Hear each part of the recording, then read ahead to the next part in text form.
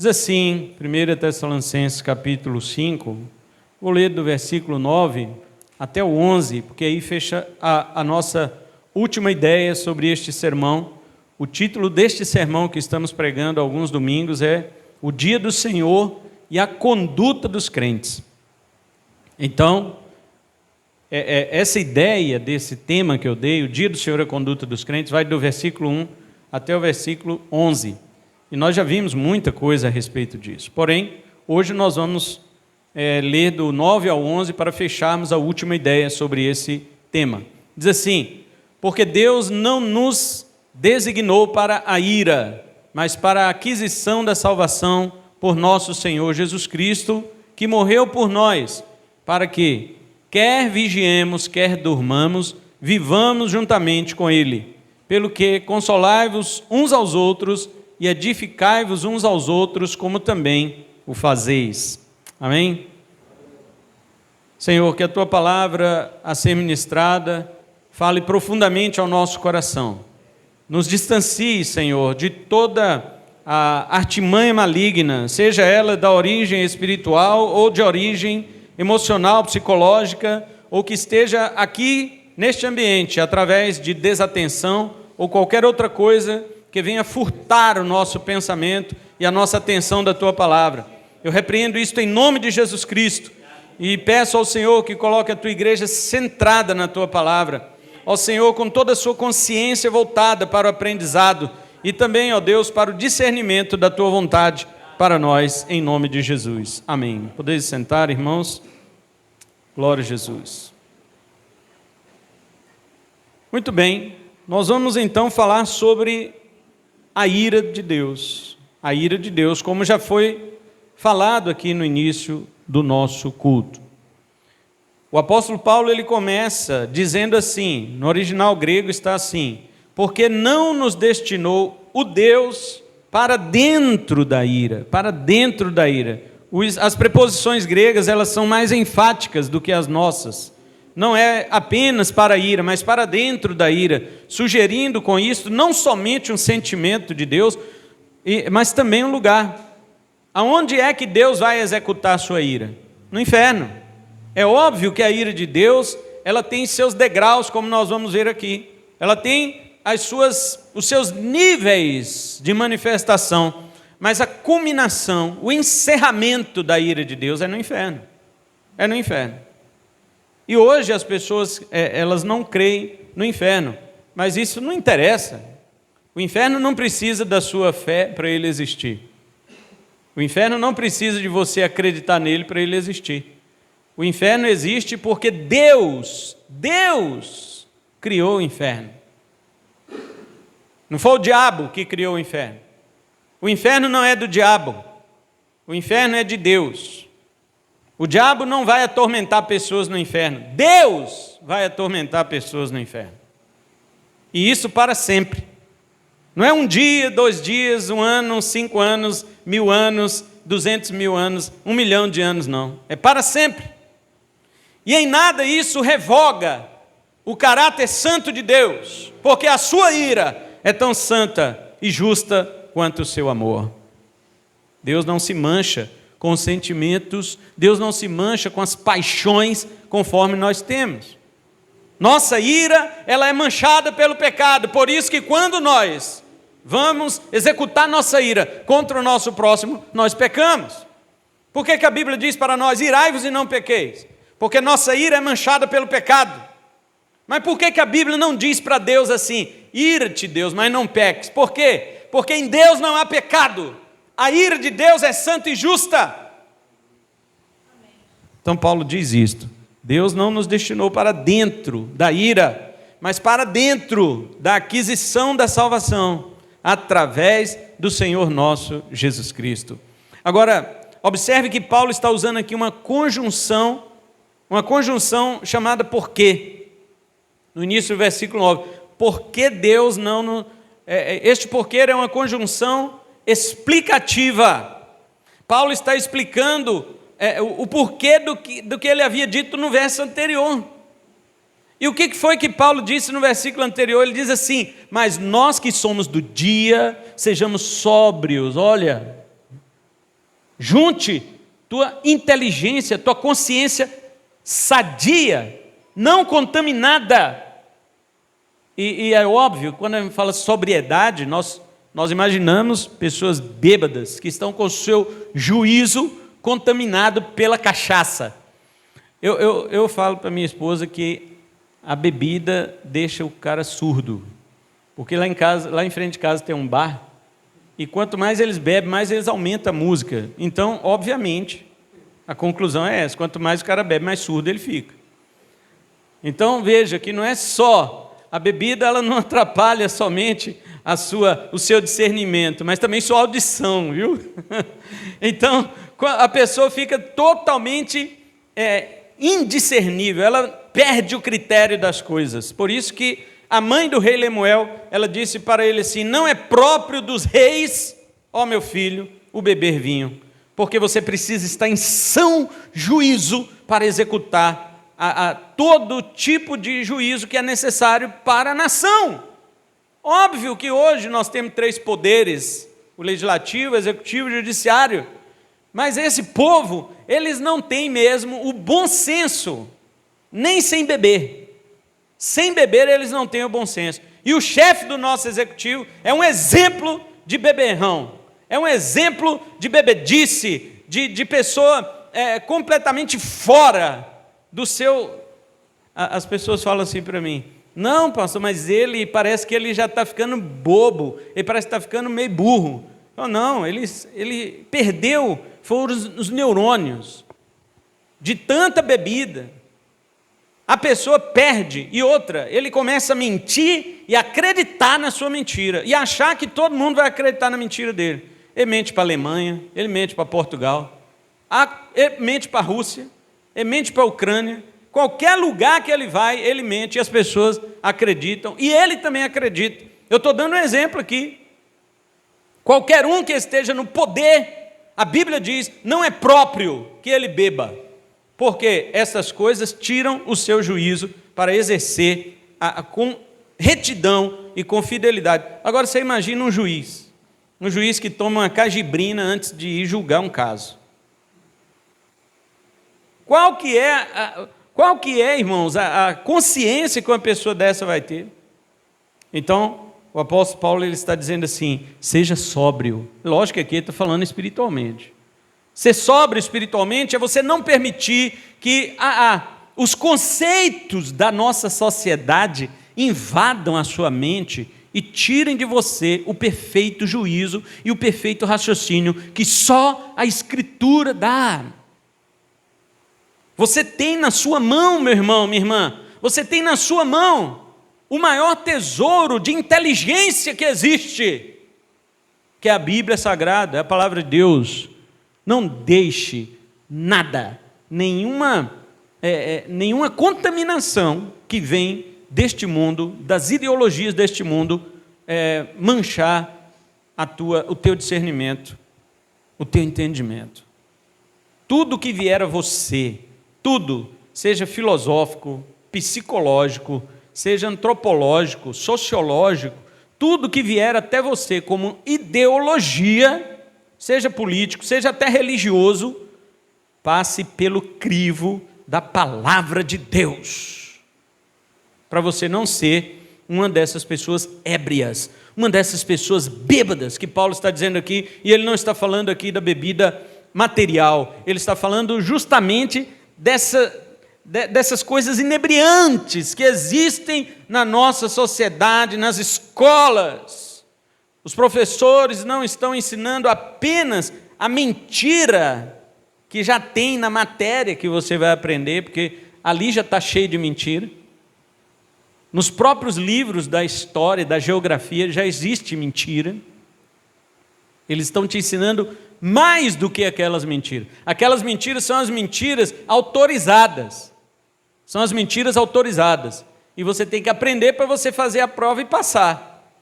E eles já estão nos ensinando as mentiras autorizadas. Porém, a parte disso, eles também ensinam o critério deles, como professores, filósofos, historiadores, sociólogos, psicólogos e essas outras coisas que estão entupidos, bêbados da ideologia deste mundo e passa isso para os alunos.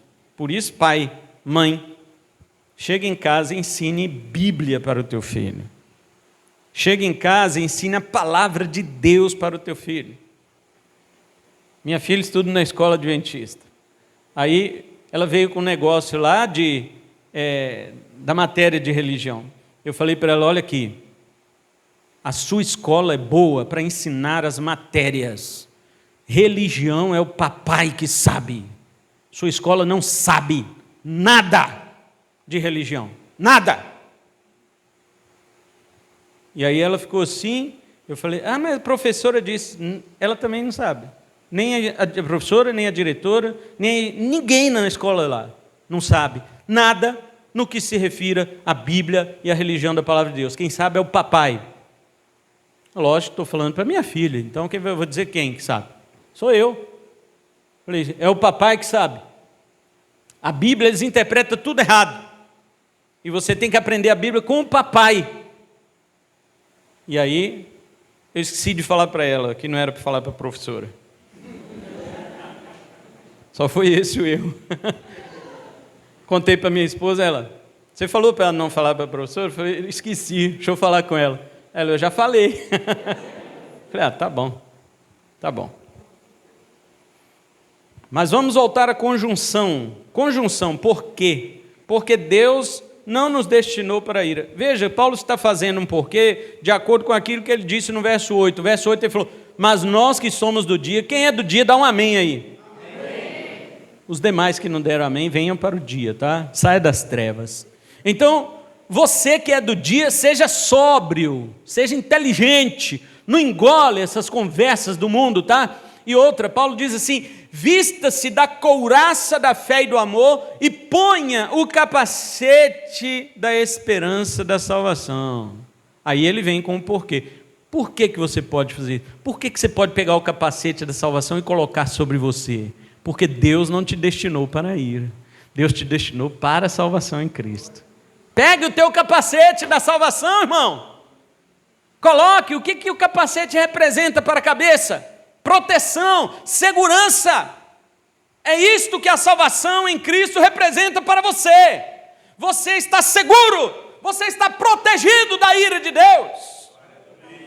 Deus ficou irado com Jesus na cruz, no lugar de ficar irado com você.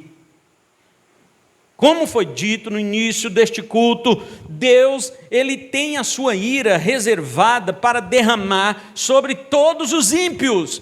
E veja bem, todos nós nascemos no pecado. E Paulo diz em Efésios 2:3 que nós, como os demais, também nascemos debaixo da ira de Deus. Nós nascemos debaixo da ira de Deus quando nascemos da barriga da nossa mãe. Ao nascermos da barriga da nossa mãe, nascemos em afronta contra Deus. Mamãe falou que eu era inocente, mamãe falou que eu era bonitinho, mas Deus não. Deus disse, eis aí mais um bebê pecador que irá me afrontar. Já me afrontou só de nascer. Nascemos debaixo da ira de Deus, é o que a Bíblia diz. Salmo 51:5, Davi, ele reconhece esse estado, e ele diz assim, eis que em iniquidade fui formado, e em pecado me concebeu a minha mãe. Veja, ele nem tinha praticado nada, mas ele sabia que ele já era um pecador de nascença. Nascemos debaixo da ira de Deus. Mas Paulo diz em Efésios capítulo 2, versículo 4, mas Deus, sendo rico em misericórdia, então não tem nada a ver com você, tem a ver com a misericórdia dele, e por causa do grande amor com que ele nos amou, também não tem nada a ver com você, tem a ver com o amor dele, estando nós mortos em nossos delitos, ele nos deu vida, pela graça sois salvos. É isso que a Bíblia diz. Salvação é graça de Deus, é um dom precioso de Deus, é por causa do amor e é por causa da misericórdia de Deus. Não tem nada a ver com você, não tem nada a ver comigo, porque nós e os pecadores lá que vão ser lançados no inferno, viemos do mesmo barro, viemos da mesma lama, viemos do mesmo da mesma massa da qual Deus tirou uns para fazer vasos de honra e outros para fazer vasos de ira. Deus fez assim porque Ele quis te amar. Não é porque você é melhor que os outros. Eu não sou melhor que ninguém. Se for considerar, eu ainda me vejo como aquele lixo, o churume do lixo que cai para debaixo da terra, que contamina o solo, o subsolo freático. Para mim, eu sou pior do que todos os demais pecadores que existem. Eu alcancei a salvação? Eu não alcancei. Paulo está dizendo aqui, a aquisição foi por meio do Senhor Jesus. Então Jesus conseguiu para mim isso daí. A salvação Ele conseguiu para você. Então é por causa da misericórdia. Uma vez que você não está debaixo da ira de Deus, pegue teu capacete da salvação, ponha na tua cabeça. O que Paulo quer dizer com isso? Tome certeza da tua salvação. Tenha convicção, Cristo não morreu por ti? Você não é filho da luz? Você não é filho do dia? Então, meu irmão, tome o capacete da salvação e ponha na tua cabeça. Põe segurança na tua cabeça.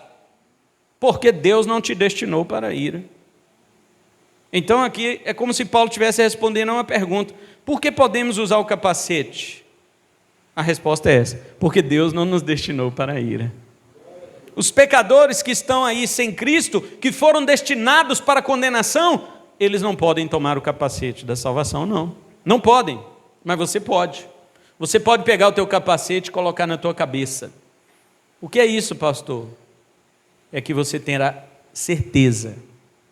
Coloque na tua cabeça a certeza de que Deus te salvou. Se você olhar para você, você nunca vai ter essa certeza, porque você vai dizer assim, não é possível que Deus me salvou, porque eu sou pecador, eu peco em pensamento, eu peco no olhar, eu peco nas palavras, eu peco na ação, eu peco na omissão, eu peco de todo jeito, até andando eu peco. Mas não é por isso que Deus te salvou.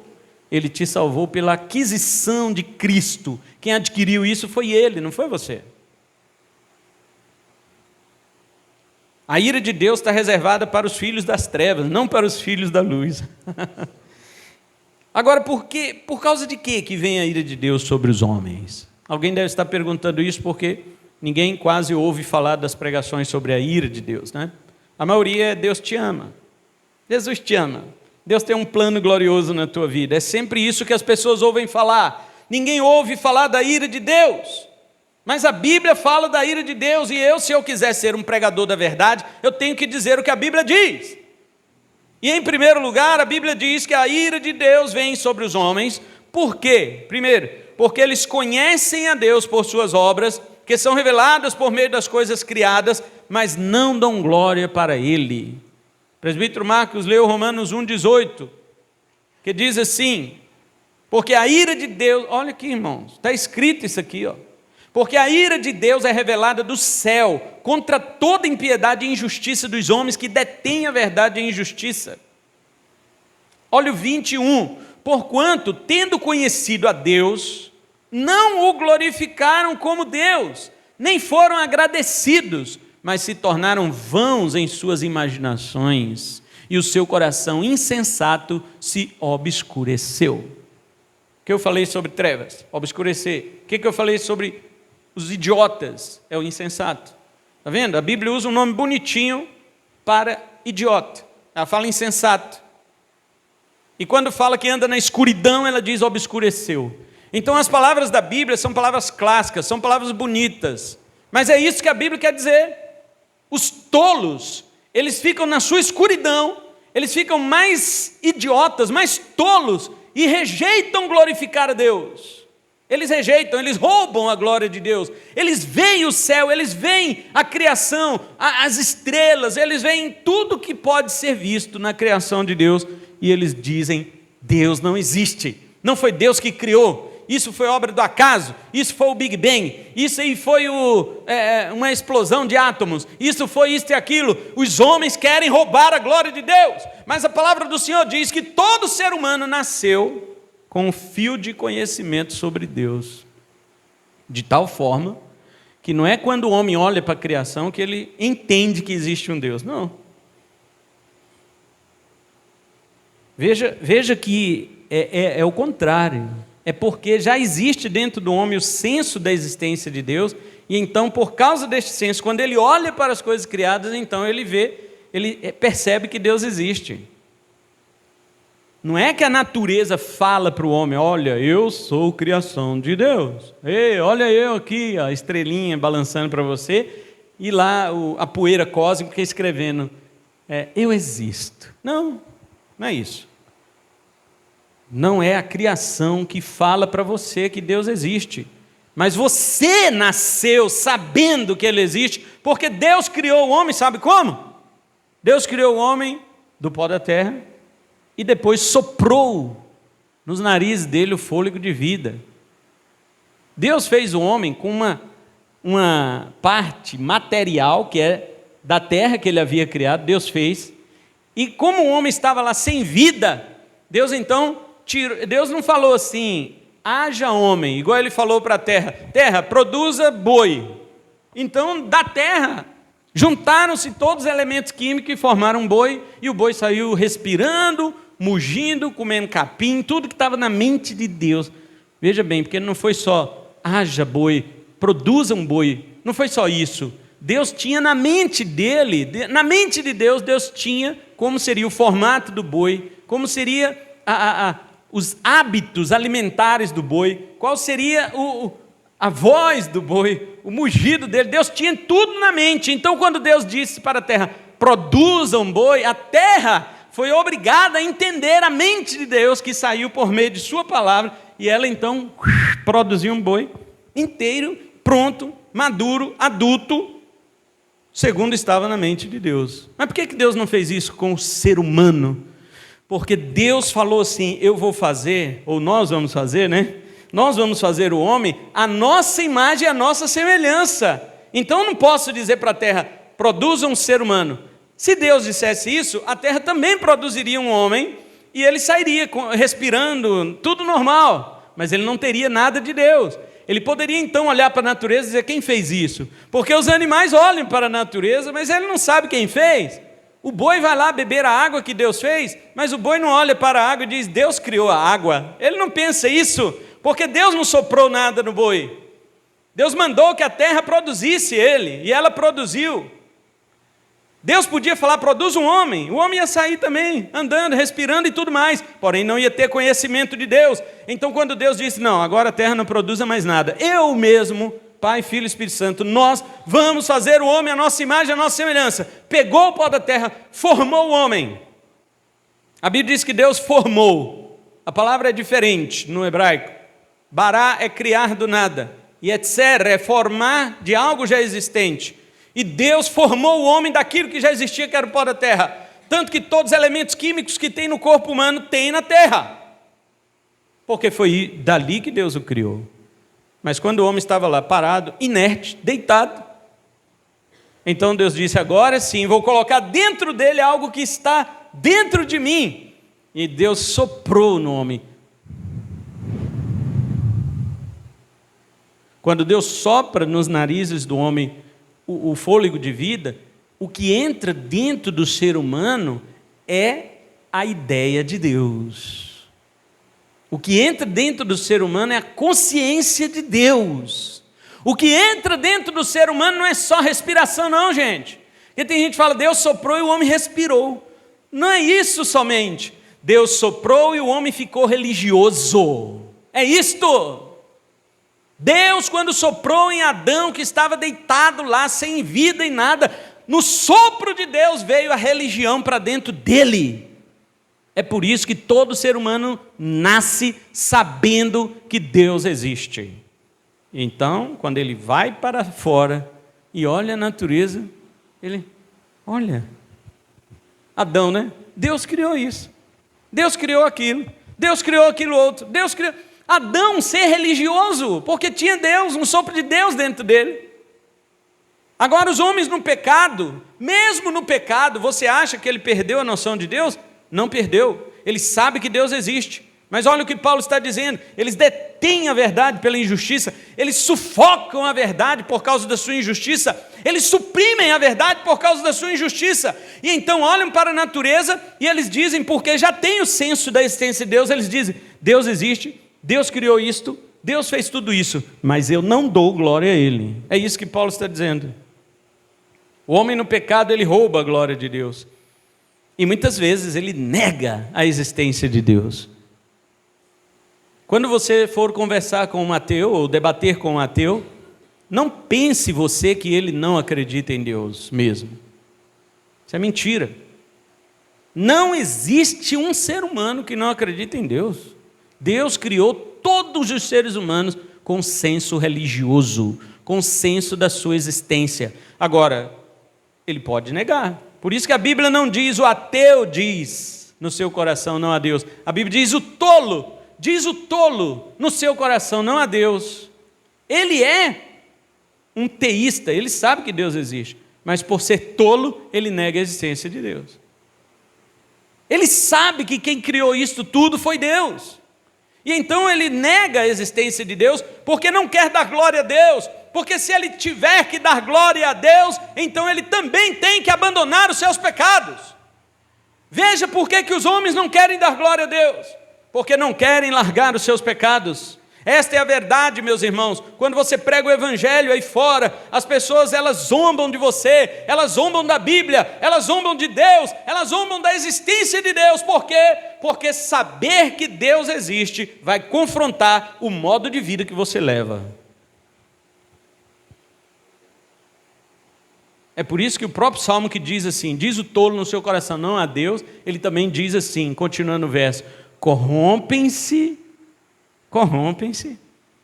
está vendo? E praticam as abominações. Por que você acha que o homem quer negar Deus? Porque se ele reconhecer que Deus existe, ele é obrigado a viver uma vida moral digna de Deus. É obrigado.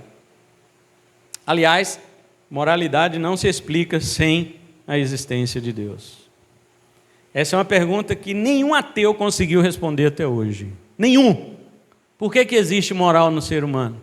Por que em todas as sociedades humanas existe um padrão moral para certas coisas e essa coisa é errada para todos eles? Por quê? Eu não estou falando de convenções sociais. É isso que eles respondem. Eles falam, não, isso é convenção da sociedade. A sociedade vê o que é melhor para todos e então elabora leis para que eles vivam debaixo daquelas leis e toda a sociedade se beneficie dessas leis que eles inventaram. É isso que eles falam. Mas não é isso que eu estou perguntando.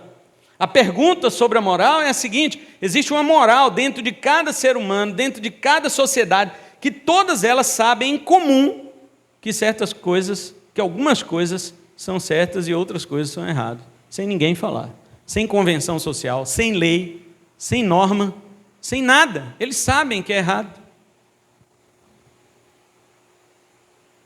E aí? Qual ateu explica isso? Nenhum. Então a ira de Deus, ela se revela aos homens em primeiro lugar, porque os homens conhecem a Deus, mas não querem lhe dar glória.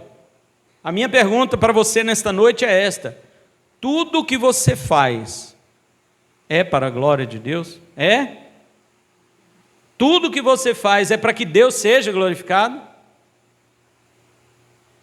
Ou você, crente, agora eu vou falar para crente, ou você, crente, está tendo algumas decisões na sua vida em que a glória de Deus fica fora, e nisso você se compara a um ímpio, que rouba a glória de Deus, ou nega dar glória para Ele naquilo ali. E eu estou falando isso em todos os aspectos, tá? Não é só a questão de uma ação imoral. Ah, eu pequei, eu menti. Não, eu me refiro até a sentimentos mesmo. Sentimentos que estão dentro de nós glorificarão a Deus? Se você sabe que não glorificará, o que você vai fazer com eles? Decisões que você vai tomar, você sabe que não glorificarão a Deus, o que você vai fazer com elas?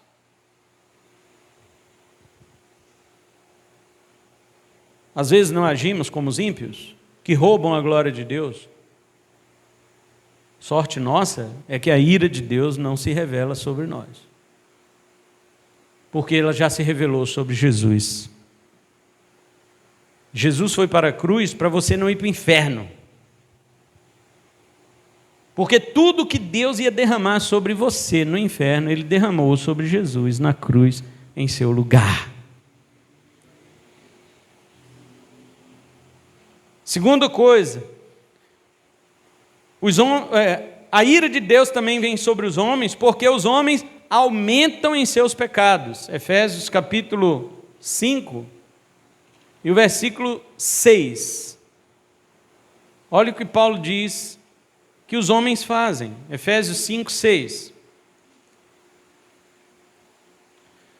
Ninguém vos engane com palavras vãs, porque por essas coisas vem a ira de Deus sobre os filhos da desobediência. Essas coisas o quê? Volta lá no verso 3. Fornicação. O que é fornicação, irmão? Todo tipo de pecado sexual. Todo tipo de pecado sexual. E você pode me dizer assim, pastor, você pode classificar pecados sexuais? Eu não preciso classificar pecados sexuais. Só existe uma prática sexual que é santa. Uma prática sexual que é santa. Uma só. Tudo que for fora disso que eu vou dizer é fornicação. É imoralidade sexual. É prática sexual impura e pecaminosa. E a única santa é casamento entre homem e mulher. Certo? Homem e mulher, um homem e uma mulher, casamento heterossexual, casamento monogâmico e casamento indissolúvel. E um casamento onde você deixou seu pai e sua mãe e se uniu à sua mulher e assumiu a sua mulher e se tornou uma só carne com ela. Este é a única relação sexual pura. Qualquer outra que você pensar, qualquer outra, é pecaminosa. Qualquer uma.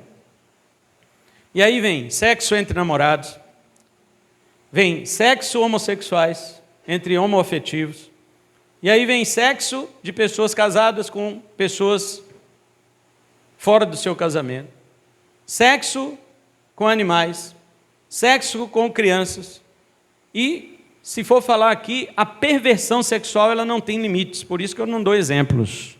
Eu só digo que tem uma pura, que é o casamento entre um homem e uma mulher, que é indissolúvel e que é deixado o pai e a mãe para se unir a ela diante de Deus com seu voto, seu compromisso até o fim da sua vida. Este é o único lugar onde há relação sexual santa diante de Deus. Todas as demais são pecaminosas.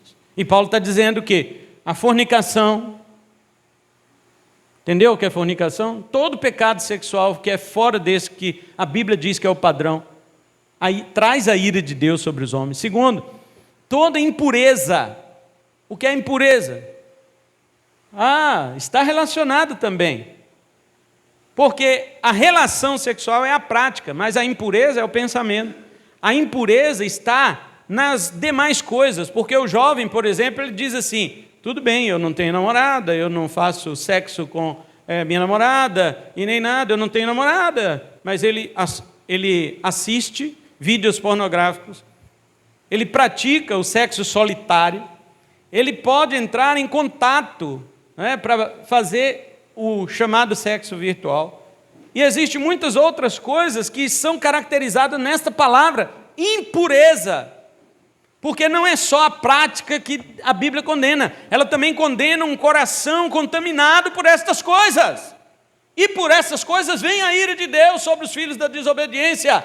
Veja que quem pratica estas coisas, Paulo está dizendo que são filhos da desobediência. Eles não são filhos de Deus, eles não são filhos da luz, eles não são filhos do dia, eles são filhos das trevas e da desobediência. Por isso se multiplicam em seus pecados, e por causa dessa multiplicação nos seus pecados, eles trazem sobre si a ira de Deus. Veja que uma coisa leva a outra. Primeiro eu falei dos que olham para a natureza, sabe que Deus existe, mas nega. Ele nega por quê? Porque quer permanecer em seus pecados. E quando ele permanece em seus pecados e aumenta em seus pecados, mais uma vez vem a ira de Deus sobre eles. Está escrito aqui no verso 6. E outra coisa, vocês estão achando que é só isso? Tem outra coisa, avareza. Paulo está dizendo aqui, me permitam, irmãos, centralizar aqui, tá? Eu estou fora aqui de Tessalonicenses por agora, mas eu quero centralizar isso aqui para mostrar para você por que vem a ira de Deus sobre os homens. Já vimos que primeiro é porque os homens sabem que Deus existe e não reconhecem a sua glória e nem lhe dão graças. Agora, nós estamos vendo que a ira de Deus vem sobre os homens porque eles aumentam seus pecados. E quais são esses pecados? Lógico que Paulo não vai dar uma lista completa, mas ele está dando exemplo. Primeiro, a prostituição ou qualquer tipo de relação sexual que esteja fora do casamento, heterossexual, monogâmico, indissolúvel. Segundo, ele fala da impureza, que é todo tipo de contaminação mental que existe, que não é só a prática, mas também a mente. Terceiro, a avareza. O que é isto? Amor ao dinheiro. Amor ao dinheiro. Eu conheço pessoas que dão desculpa para não dar oferta. Dão desculpa para não mexer no seu dinheiro. Inventam coisas que, irmãos, a mim não me importa e não me interessa. Qual seja a desculpa que uma pessoa venha dar sobre isto? A minha pergunta que eu devolveria para você é: seu Deus é o dinheiro? Você serve a Mamon? Você idolatra o lucro, idolatra a finança?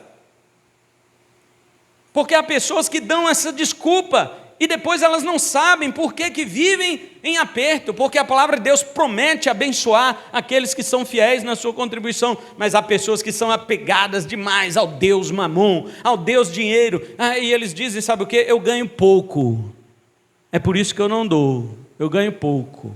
E Jesus, ele diz o contrário, ele diz: se tu for fiel no pouco, eu vou te colocar sobre o muito. Você acredita em Jesus? Tem uns 2 ou 3 que acreditam, mas os outros eu recomendo que acreditem, porque Ele é o caminho, a verdade e a vida. E quando Ele diz isso, Ele faz. Ele não vai te colocar sobre o muito riqueza, igual essas igrejas pregam. Isso é mentira. Teve uma mulher que veio falar na rede aí, social, que ela deu mais de 1 milhão para a Igreja Universal, e agora ela está decepcionada com a igreja. E daí? E quem mandou você dar para a Universal? Quem mandou você dar para... Quem mandou você acreditar no Edir Macedo? Quem mandou? Não está vendo que ele é um tralha? Não está vendo que ele é um crápula? Não está vendo que é um lobo? Será que não dá para ver isso? Irmãos, dá para ver claramente quando uma pessoa quer furtar. Ela quer... Eu estava dizendo isso para minha esposa. As pessoas são crédulas. E os aproveitadores, eles querem se aproveitar da sua credulidade, daquilo que você crê, para poder arrancar aquilo que ele quer. Ele tem outro interesse em você. Como diz um ditado, o verdadeiro pastor quer o bem das ovelhas. O lobo quer os bens da ovelha. É diferente. E isto aconteceu, e essa mulher então ficou aí decepcionada com a igreja. Ora, por que você não procurou uma igreja séria? Se eu tivesse com ela lá naquele podcast, eu não assisto podcast, é muitas horas de bobagem, é 4 horas de besteira, 3 horas, mas teve um corte lá, aí eu assisti. E ela falando isso, se eu tivesse lá, eu perguntaria para ela: e por que você foi nessa igreja para doar tudo isso? Você falou que ela doou uma Ferrari, ela doou uma mansão, doou não sei o quê, tudo para aquela igreja lá. Eu ia perguntar: por que você doou? Não foi porque eles prometeram que se você desse, você ia ganhar 10 vezes mais? Então você também não estava interessado? Você também não era olho grande igual eles? Só que é o detalhe, eles mentiram para você, e quem se deu bem foi eles. Porque não é isso que a Bíblia promete. A Bíblia não promete isso para você. Ela fala sim que você tem que contribuir no reino de Deus, mas ela não fala que você vai dar tudo que você tem e Deus vai te dar 10 vezes em dobro. Isso é mentira. Agora, como você também é uma pessoa avarenta, ama o dinheiro, cobiçosa, quer ficar mais rico nas costas de Deus, você caiu nessa conversa, porque você achou que era mais fácil você ganhar dando do que trabalhando. Eu diria isso. E Paulo está dizendo aqui sobre avareza. Avareza é o amor ao dinheiro. E Paulo, ele disse a Timóteo que o amor ao dinheiro é a raiz de todos os males. Desde que se inventou o dinheiro no mundo, não para mais as guerras. Não para mais as guerras. E olha que o primeiro assassinato nem tinha nada de dinheiro no meio. Imagina depois que inventou. Então, Paulo diz que isso também traz a ira de Deus sobre as pessoas. Irmão, irmã, preste atenção aqui. Deixa eu só finalizar sobre este pecado, para eu livrar sua pele. Eu quero livrar sua pele. Se você ama o dinheiro, a ira de Deus chicoteará suas costas para sempre no inferno.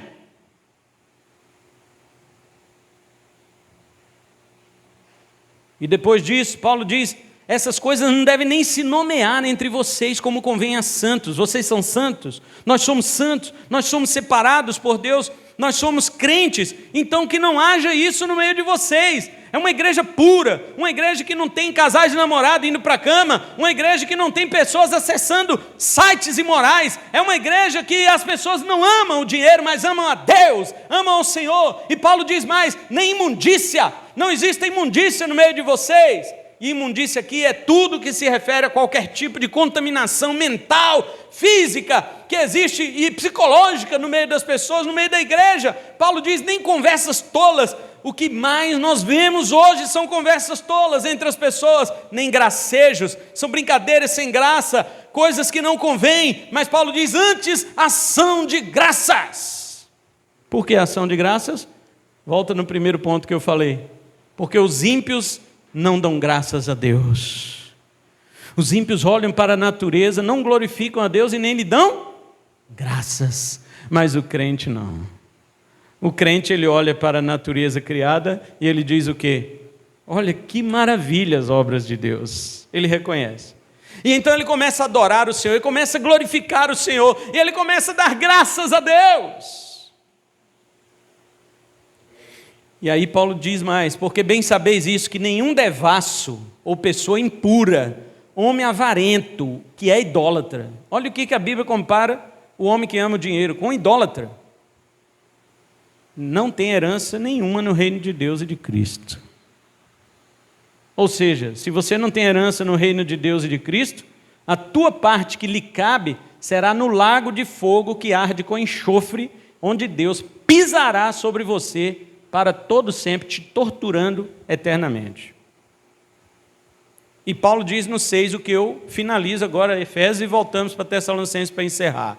Ninguém vos engane com palavras vãs. Eu sou um pregador de hoje à noite, que não estou falando palavras vãs com você.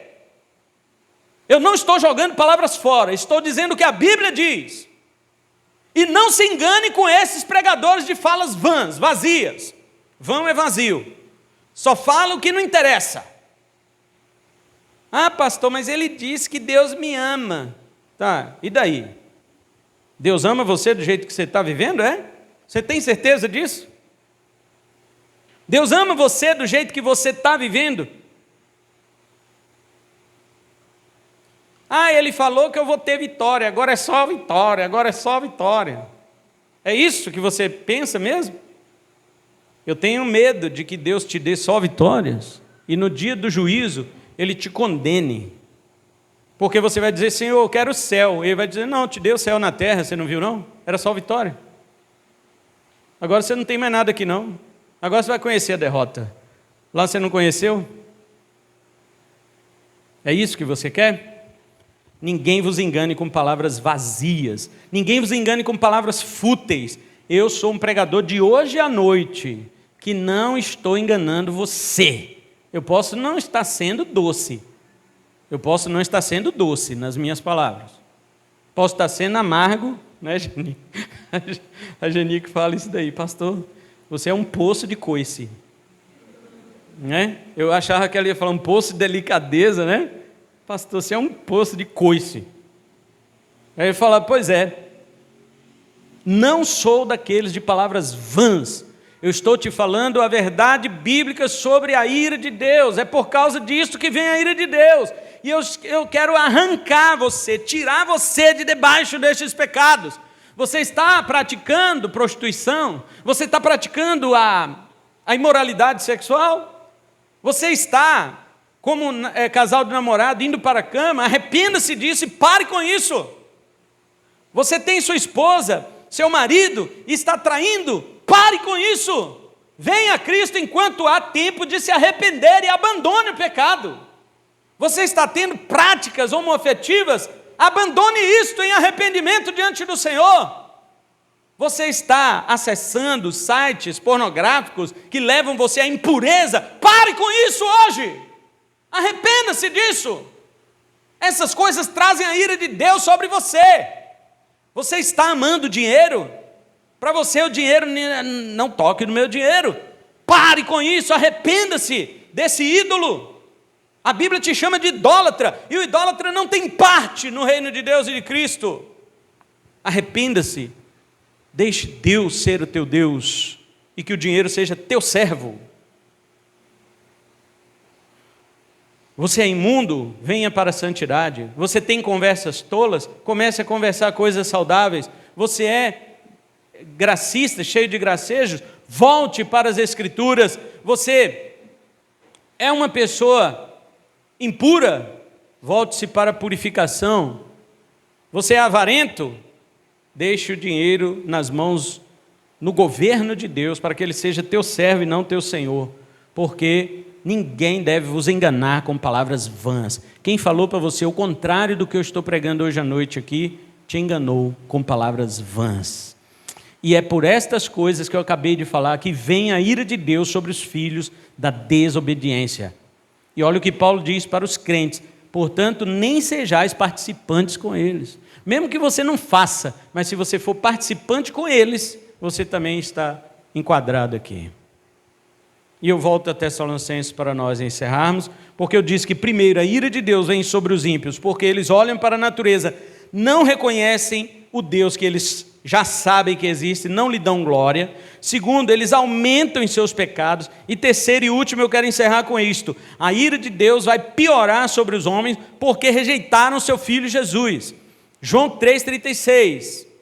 E eu quero ler o 35 para você entender o que é que Jesus, a palavra do Senhor quer dizer com isto. João 3, 35 e 36. Diz assim: o pai ama o filho. Está falando aqui da relação de Deus Pai e Deus Filho. Amém? Deus Pai e Deus Filho.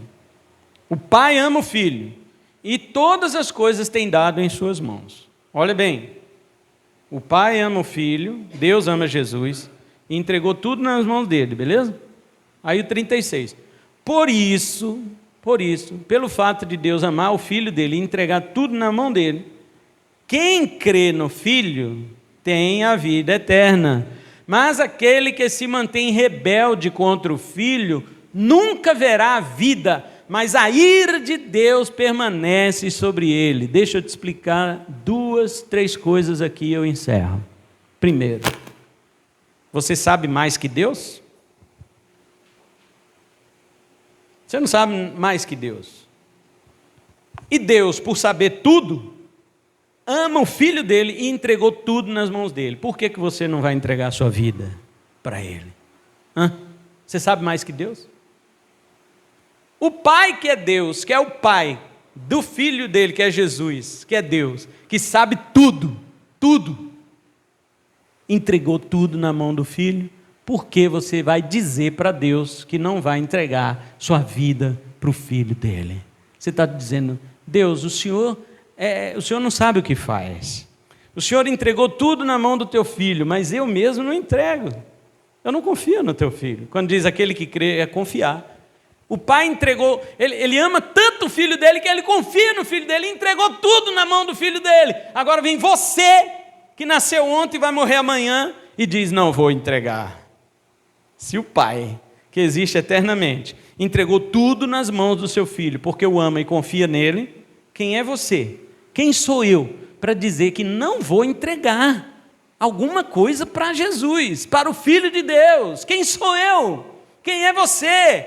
Somos tolos se fizermos isto. Nós estamos agora angariando, trazendo sobre nós a pior fase, o pior nível da ira de Deus sobre nós. Deixe-me fazer essa comparação desses 3 pontos que eu coloquei. Primeiro, imagine um homem que mora numa floresta aí, que nunca teve contato com a civilização, beleza? Imagine aí uma pessoa desse tipo. Lá na tribo dele, ele olha para tudo que Deus criou e ele sabe que existe um Criador, porque Deus colocou esse fio de revelação em todo ser humano. Não interessa se ele tem contato com a civilização ou não. Não interessa, ele sabe que Deus existe, tá? Mas suponha que este homem morreu sem ter contato com a civilização também. Sem ter ouvido falar de Jesus, do Evangelho, da lei de Moisés, nem nada.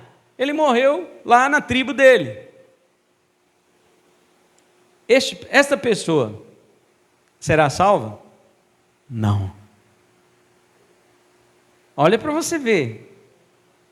Mesmo uma pessoa lá isolada numa tribo, que ninguém nunca teve acesso, ninguém nunca evangelizou, nem falou de Jesus para essa pessoa viu todas as obras de Deus, sabia que Deus existia, ela não será salva. Por quê? Em primeiro lugar, porque a Bíblia diz que todas essas pessoas roubam a glória de Deus e não lhe dão graças. Então este homem não está isento disso. Mesmo sem ter contato com a civilização, com a lei de Moisés e com o Evangelho, ele vê a criação e ele rouba a glória de Deus igual todo ser humano faz, porque ele também é pecador. Não é porque ele está isolado da sociedade que ele não é pecador.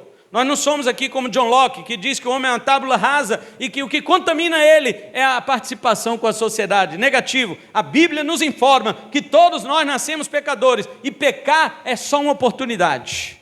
E uma criança, ela tem uma oportunidade, ela peca no colo da mãe, antes de aprender a dizer mamãe, ela já aprendeu a pirraçar. E você não ensinou. Está vendo que o pecado já vem na natureza humana? Esta pessoa que morre lá, sem contato nenhum, é salva? Não, porque roubou a glória de Deus, tá? Agora vamos para o segundo exemplo que nós falamos aqui. Uma pessoa que viu toda a criação, negou a glória de Deus, e então aumentou os seus pecados, além de negar Deus, além de negar a glória e a graça de Deus, esta pessoa aumenta em seus pecados, como nós vimos em Efésios 5 aqui. Essa pessoa morre desse jeito. Você acha que ela é salva? Claro que não. Se aquele lá não foi, essa piorou. Agora o que vai acontecer com essas 2 pessoas lá no inferno? Elas terão graus de sofrimento diferentes. É isso que a Bíblia diz. As 2 vão para o inferno. Porque o segundo motivo que eu ia dizer dessa pessoa não ser salva é porque Pedro diz em Atos 4,12 que em nenhum outro há salvação. Porque também debaixo do céu nenhum outro nome há dado entre os homens pelo qual importa que sejamos salvos. Então fora do nome de Jesus não há salvação, tá bom? Deixe-me dizer isso para você mais uma vez. Catolicismo romano não te salva, budismo não te salva, islamismo não te salva, testemunha de Jeová não te salva, espiritismo não te salva, qualquer religião que eu citar aqui não te salva. A única religião que salva é o cristianismo, porque foi fundado por Cristo Jesus, que é o único homem que pode religar você a Deus. Ninguém mais pode. Então não adianta você falar, eu já sou de outra religião. Não interessa, tua religião não salva. Só salva um, que é Jesus. E pessoa sem religião também não será salva. Agora imagina aquele que pecou e aumentou pecado sobre pecado. Além de rejeitar a glória de Deus, ele foi aumentando os seus pecados. O que vai acontecer com ele lá? Ele vai sofrer junto com aquele outro que não conhecia ninguém da civilização. Porém, o que não conhecia ninguém da civilização vai sofrer menos do que ele no inferno. Agora coloque o terceiro exemplo que eu dei aqui. Uma pessoa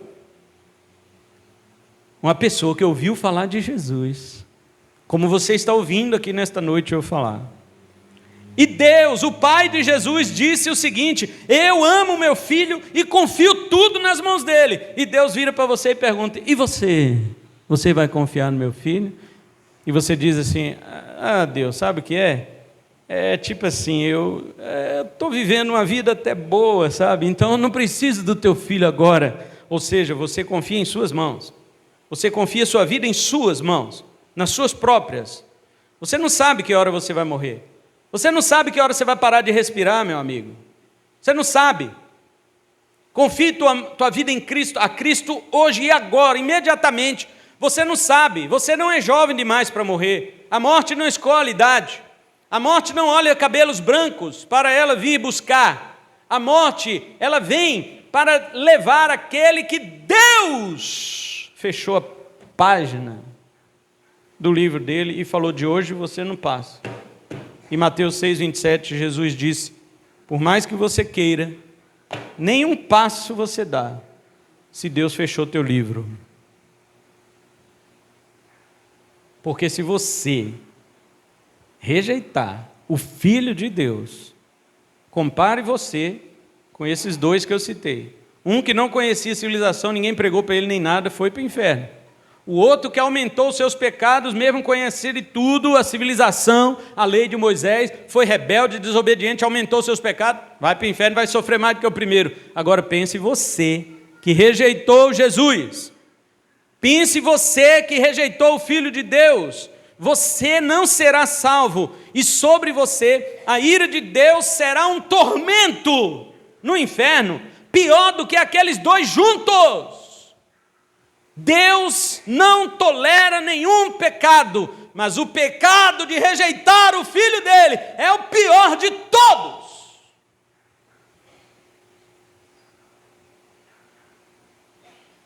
Eu quero chamar você hoje para entregar sua vida a Jesus. Alguém diz assim: pastor, você não pode pregar para que as pessoas venham a Jesus pelo medo. Elas têm que vir pelo amor. Eu não sei se Deus te ama. Então é melhor você vir pelo medo. Porque vai que Ele te ama. Não? Vai que Ele te ama. Então não é melhor vir pelo medo? Olha, quando eu aprendi a doutrina da ira de Deus, eu fiquei tão apavorado. Eu já era crente, mas eu fiquei tão apavorado que eu pensei assim: eu acho que eu não sou salvo. Eu acho que eu não sou salvo. Porque aprender sobre a ira de Deus, irmãos, traz medo. Traz medo. Então eu fiquei apavorado e eu comecei a olhar para mim, a ver minha iniquidade, minha impiedade, meus pecados, e eu falei: eu não sou salvo. Eu estou lascado no inferno para sempre, eternamente. Meu Deus, acabou para mim, não tenho salvação. Então eu disse o seguinte: olha, Deus, eu estou morrendo de medo do Senhor. Agora eu conheço o Senhor, mais do que palavras vãs foram ditas para mim. Hoje eu conheço o Senhor, eu sei que o Senhor é um Deus que se ira todos os dias, como diz o Salmo. Deus é um Deus que se ira todos os dias. E se eu estiver debaixo da ira do Senhor, não tem salvação para mim. Então eu só te peço uma coisa: deixa eu te servir por toda a minha vida, e se o Senhor não me quiser, pode me jogar fora. Eu vou te servir, Senhor. Eu vou me agarrar no Senhor. Eu vou me grudar, igual aqueles bichos preguiça, né? Que dá aquele abraço assim, que as unhas fazem até a volta. Na tua canela, eu vou te grudar na tua canela, Senhor. E se o Senhor não quiser, no último dia, sacode tua perna e pode me jogar no inferno. Mas eu vou dizer para o Senhor: eu vou para o inferno, mas eu vou deixar tua perna toda arranhada, porque eu quero servir ao Senhor. Falei tudo isso com medo. E Deus então mostrou para mim este versículo. Deus não te destinou para a ira, mas para a aquisição da salvação por meio de Cristo Jesus. Eu falei: então não é comigo? A questão não é comigo, não.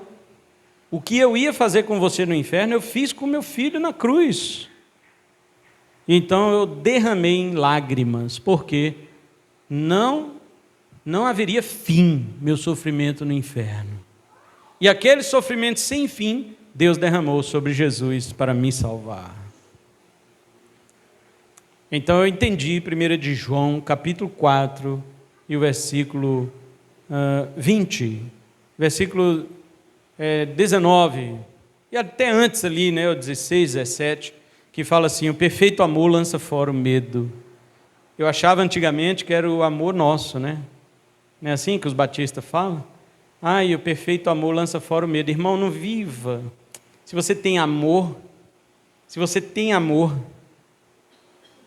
você não precisa ter medo. Não é assim que as igrejas ensinam? Mas não é isso. A Bíblia está dizendo do amor de Deus. O perfeito amor é o amor de Deus. Esse amor lança fora o meu medo do dia do juízo. É isso que o texto está dizendo, 1 de João 4, 16, 17. Ele está dizendo que, se Deus me amou, eu não preciso ter medo do dia do juízo. Ao contrário, eu terei confiança de que, porque Ele me amou, eu serei salvo, pois Jesus sofreu a ira de Deus em meu lugar na cruz do Calvário. Irmãos, perdi o medo de Deus. Reservo o grande temor, reservo grande reverência diante do meu Deus, meu Senhor. Mas o medo eu perdi, porque agora eu sei que Ele me ama. E o perfeito amor lançou fora aquele medo. Hoje eu vivo servindo a Deus, ainda grudado na canela dEle. E eu sei que Ele não vai mais me chacoalhar para dentro do lago de fogo. E é isso que eu quero para você. Amém? Vamos colocar em pé e vamos orar ao Senhor nessa noite.